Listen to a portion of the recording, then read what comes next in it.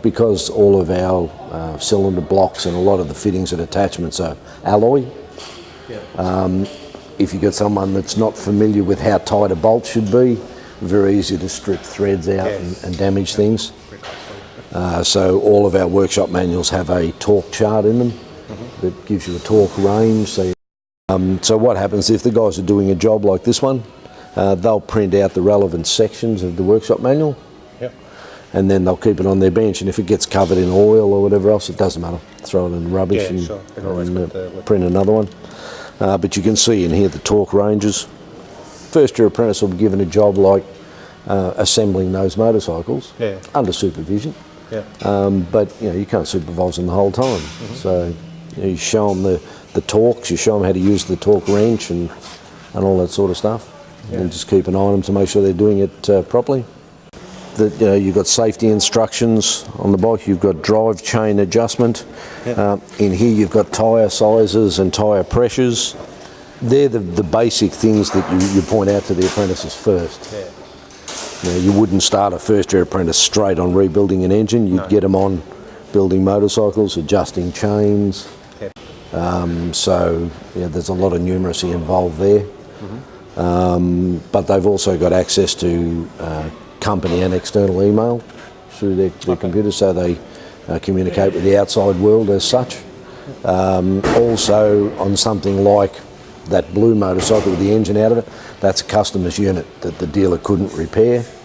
So these guys will repair it and then they've got to write a full report on what they did. It's more metric these days. I mean, since I think 1975 they started changing everything over to metric. And these days pretty much everything is metric, but for welding, cutting and for heating. This is to show that your bottle's full and it drops down accordingly.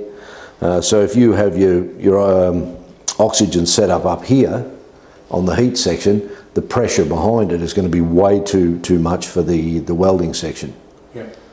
And so you need to understand the difference in the variations there.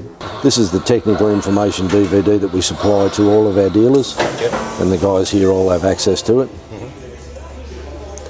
And basically it covers the whole range of product from 1995 through to current. Service bulletins that are applicable to particular products, general information and training information, so they can go in there and they can access training from 1995 right through.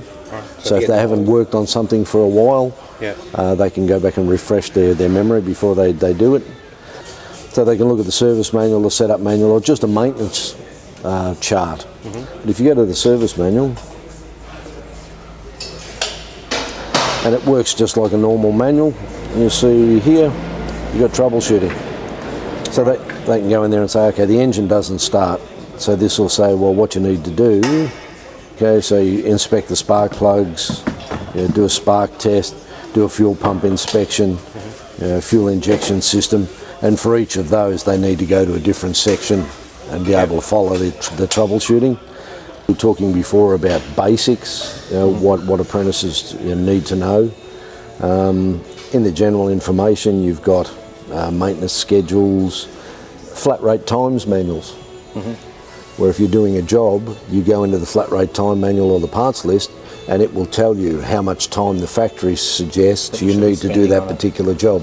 Each one of those is a job card and the guys will go in and they set them up themselves. So if we go to that one for instance, so they've got to go in and they've got to put the VIN number in and the type of job, the account number that it's going to, comments on what needs to be done, and then a description of what was done.